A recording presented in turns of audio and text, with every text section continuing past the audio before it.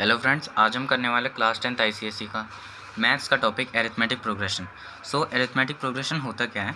It is a sequence of numbers such that the difference is constant. मतलब जैसे अगर हम कोई सीक्वेंस ले लेते हैं, एक सीरीज़ लेते हैं, जैसे 2, 7 और 12, 17 डॉट डॉट डॉट।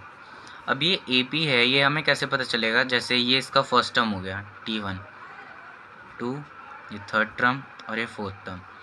अब इसका जो फर्स्ट टर्म है, उसे हम A से डिनोट करते हैं। ये स्टैंडर्ड है, हम इसे स्मॉल लेटर A से ही डिनोट करते हैं। तो इस AP को हम ये कैसे प्रूव करेंगे कि ये AP जो है, मतलब ये जो सीरीज़ है ये AP है। तो इसका जो सेकेंड टर्म है, इसमें से फर्स्ट टर्म माइनस कर देंगे, यानी 7 माइनस 2 जो होगा वो हमारा 5 आ गया। वैसे ही थर्ड टर्म में से सेकेंड टर्म माइनस कर देंगे, तो 12 माइनस 7 जो कि आएगा 5। अगेन और कंफर्म करने के लिए 17 जो T4 है माइनस T3 कर देंगे, यानी 17 माइनस 12 तो हमारा 5। तो ये जो हमारा आ रहा है 5, ये आ गया हमारा 5D, यानी इससे कॉमन डिफरेंस हमारा हो गया।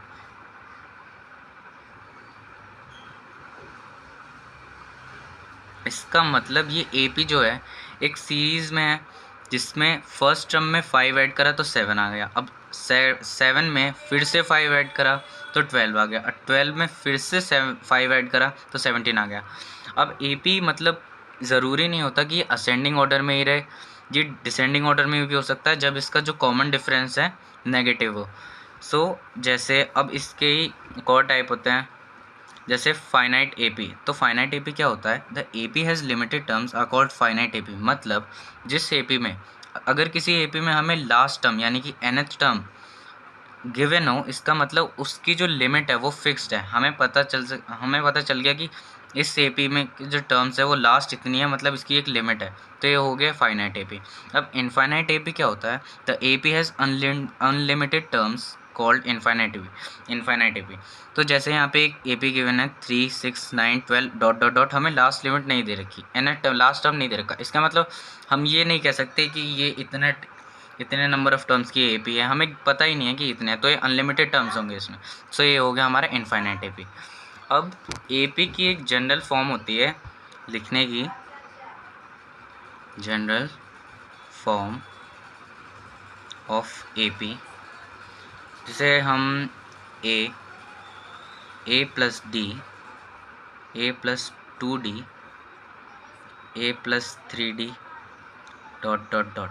अब ये होता कैसे है? जैसे कि अभी हमने ये जो ऊपर में एक वो ली थी AP 2, 7, 12 एंड 17। तो इसमें A तो हमारा हो गया 2। अब इसमें जो D था हमारा, ये बार बार ऐड हो रहा था, तो यानी इसमें A प्लस D जो है वो हमारा हो गया 2 प्लस 5, 7। ये हो गया हमारा सेकेंड टर्म। और वैसे ही ये हो गया हमारा फर्स्ट टर्म, ये हो गया सेकेंड टर्म, ये हो गया थर्ड टर्म, ये हो गया हमारा फोर्थ टर्म। तो वैसे ही थर्ड टर्म के लिए तो T3 जो हो गया हमारा A प्लस 2D, जिसमें A था इस AP में हमारा 2 प्लस 2D, यानी 2 इंटू D था हमारा 5, यानी 2 प्लस 10 हमारा आ गया 12, यानी थर्ड टर्म जो हमारा 12 है वो आ गया हमारा। अब वैसे ही इसमें नोटिस करने वाली बात ये है, जैसे यहाँ पर हमारा थर्ड टर्म है, तो यहाँ पे A प्लस 2D, यानी जो भी टर्म है उसमें से एक कम। फोर्थ है तो यहाँ पे 3 है, 2 है तो यहाँ पे एक ही है। तो वैसे ही यहाँ पे करते करते एक TNth, यानी कोई भी लास्ट टर्म हो सकती है, कोई सी भी टर्म्स हो सकती है, हमें नहीं पता। तो वैसे ही TNth का जो होगा फॉर्मूला, A तो रहेगा ही first term, plus N minus उस N से एक कम, ये उसका फॉर्मूला बन के आता है। इस पूरी एक्सरसाइज में जब हम AP के क्वेश्चन सभी करेंगे तो उस पूरी एक्सरसाइज में यही वाला फॉर्मूला हमारा यूज़ होने वाला है। ओके, सो क्वेश्चन नंबर 1 है, is the sequence 12, 8, 4, 0 an AP? If yes state its first term and the common difference. Okay, so इसमें सीक्वेंस हमें गिवन है 12, 8, 4, 0। तो ये तो हमारा फर्स्ट टर्म हो गया T1, T2, T3, T4। तो कॉमन डिफरेंस तो हमें ये चेक करने के लिए ये AP है कि नहीं, तो हमें सेकंड टर्म में से फर्स्ट टर्म माइनस करना पड़ेगा, यानी 8 माइनस 12 जो कि आएगा हमारा -4। वैसे ही थर्ड टर्म में से सेकंड टर्म माइनस करना पड़ेगा, 4 माइनस 8 जो कि आएगा -4। और वैसे ही फोर्थ टर्म में से थर्ड टर्म हमें माइनस करना पड़ेगा, यानी फोर्थ टर्म है हमारा 0 माइनस थर्ड टर्म है 4 जो कि आंसर आएगा -4। इसका मतलब कॉमन डिफरेंस, हाँ common difference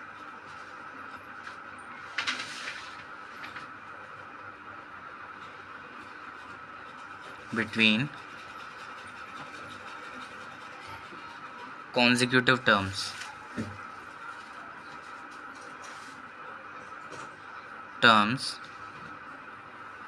is the same।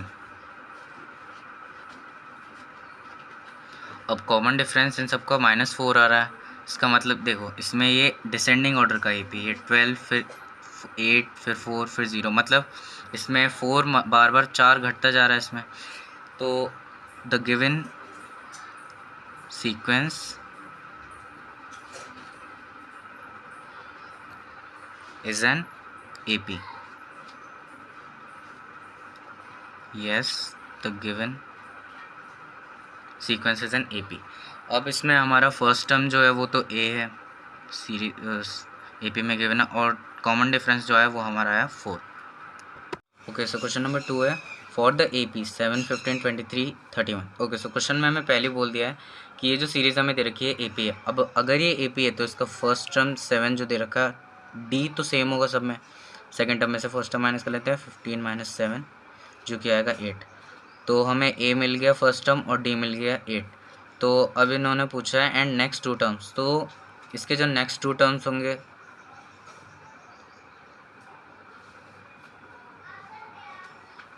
31 में 8 प्लस कर देते हैं 39, और अगला हो जाएगा 39 प्लस 8 जो कि हो जाएगा हमारा 47।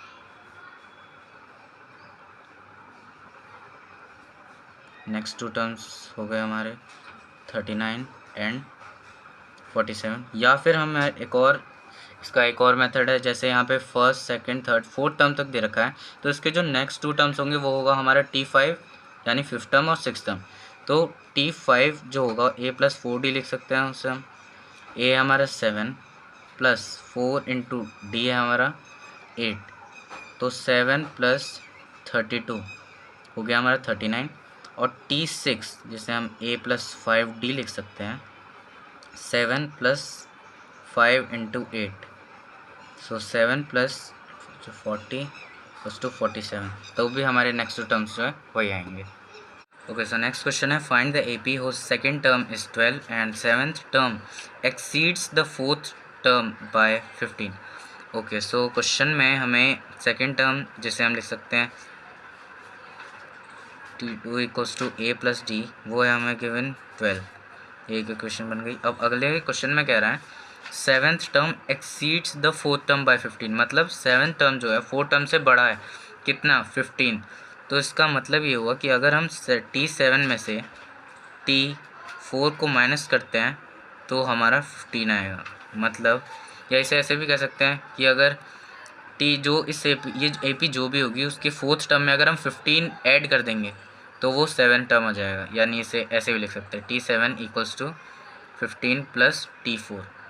बट हमें इस वाले से अभी करना है, तो T7 को हम लिख सकते हैं A plus 6D minus T4 को हम लिख सकते हैं A plus 3D equals to 15। So A plus 6D, A अंदर चला जाएगा तो माइनस से minus plus minus 3D equals to 15। ये तो कट जाएगा कैंसिल आउट, और यहाँ पे बचेगा 3D 6 माइनस 3 इक्वल्स टू 15। ये गया 5 टाइम्स D इक्वल्स टू 5, तो यहाँ पे कॉमन डिफरेंस जो है वो हमारा आ गया 5। अब A की D putting D equals to 5 in equation 1, तो इक्वेशन 1 थी A plus D equals to 12, तो A हमें नहीं पता, D है हमारा 5, A इक्वल्स टू 12, तो प्लस का 5 था तो जाके माइनस का हो गया, A इक्वल्स टू 7, तो फर्स्ट टर्म भी हमारी आ गई 7। तो ए पी जो होगा वो थोड़ा इस फॉर्म में होगा ए कॉमा ए प्लस डी, ए प्लस 2d, ए प्लस 3d, और ऐसे। तो फर्स्ट टर्म हो गया 7। अब 7 में 5 ऐड करा 12, 12 में और 5 ऐड कर दिया तो ये हो गया हमारा 17, और 5 इसमें और ऐड कर दिया तो ये हो गया हमारा 22। सो 7, 12, 17, 22 जो हो गई हमारी ए पी हो गई। ओके, सो नेक्स्ट क्वेश्चन है which term of the A P, ये हमें ए पी गिवन है, इज़ 8.7। ओके, सो इस ए पी का जो फर्स्ट टर्म यानी ए जो होगा वो तो 4.2 हो गया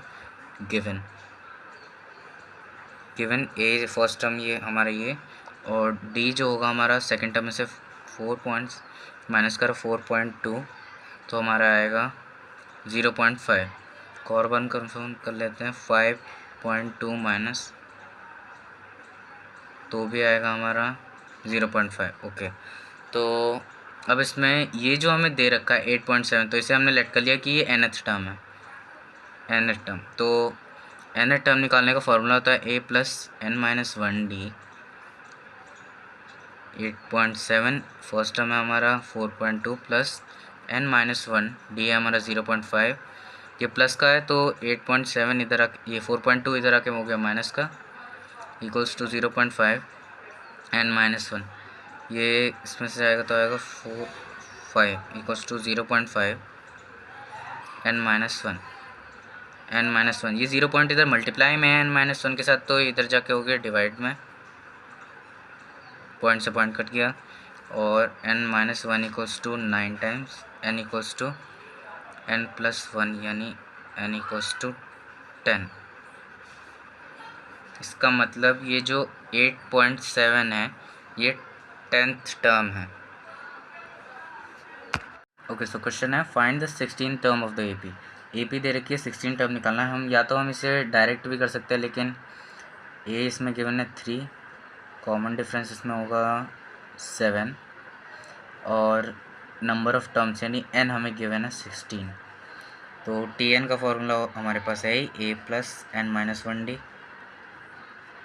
टी एन हमें नहीं पता, ए हमारा 3 प्लस n है हमारा 16 माइनस 1, डी है हमारा 7 equals to 3 plus 15 into 7 plus 105 equals to 108। तो 16 टर्म जो हो गई हमारी वो हो गई 108। हम चाहते थे उससे डायरेक्ट निकाल सकते थे, जैसे हमें पता है हम T16 को a प्लस 15d लिख सकते हैं, तो a हमारा था 3 प्लस 5 इंटू 7। जब भी ये डायरेक्ट वही आंसर आता तो दोनों तरीक़ों से कर सकते हैं 108। अब इसमें एक कन्फ्यूज़न वाली चीज़ क्या होती है कि एक तो होता है n और एक होता है nth टर्म। इन दोनों में डिफरेंस क्या होता है कि n जो है ना ये रिप्रेजेंट करता है कि किसी एपी में टोटल नंबर ऑफ़ टर्म्स कितने हैं। अगर कोई एपी में हमें सिर्फ ये पूछा है 16 टर्म तो मतलब ये है तो, लेकिन ये nth टर्म ये बताता है कि इसके इतने टर्म पे जो वैल्यू है ये इसकी वैल्यू के बताता है, और n जो है सिर्फ n ये टोटल नंबर ऑफ़ टर्म्स बताता है। ओके, सो क्वेश्चन नंबर 6 है check whether -83 is a term of the AP. तो ये हमें गिवन एपी है और इसमें पूछ रहा है कि -83 जो है वो इस एपी का कोई भी टर्म है या नहीं। तो सबसे पहले एपी है तो फर्स्ट टर्म 5, कॉमन डिफरेंस जो होगा 2 माइनस 5 यानी कि -3। अब हमने लेट कर लिया कि let -83 be the nth term of the given AP। So अब nth टर्म का फॉर्मूला हमें पता ही है a plus n minus 1d। nth term हमने लेट किया था -83, a है हमारा 5 प्लस n माइनस 1 और d है -3।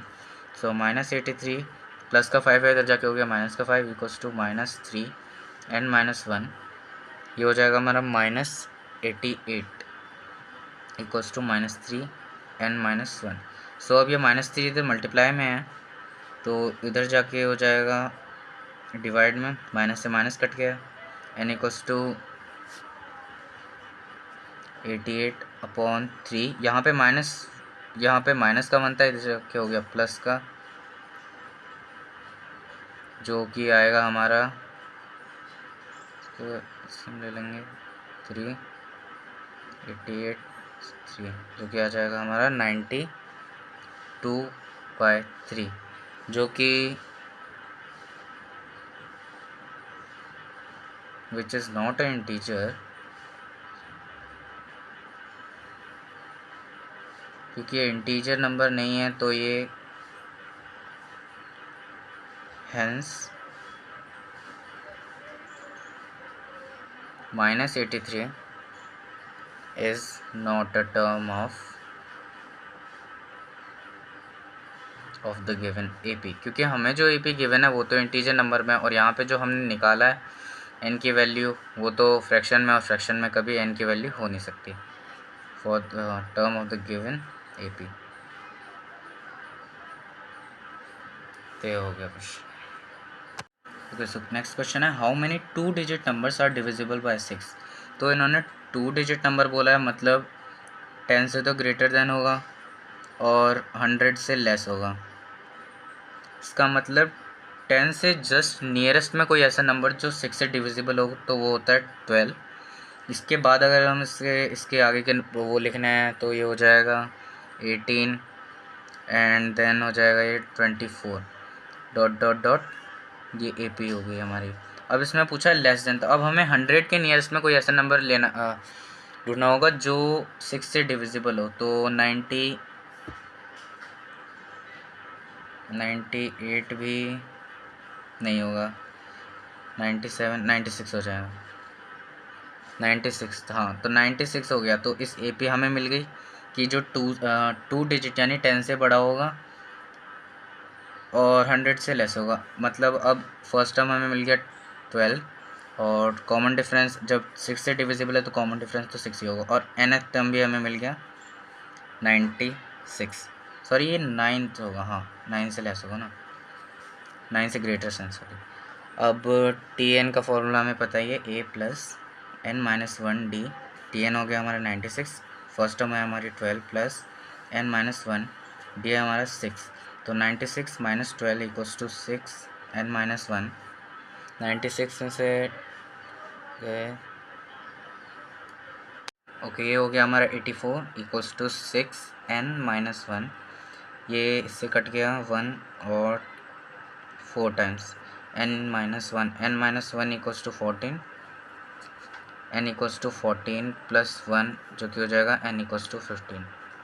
तो मतलब टोटल 15 टर्म्स है 2 डिजिट, तो मतलब टोटल 15 2 डिजिट नंबर है जो कि 6 से डिविजिबल है।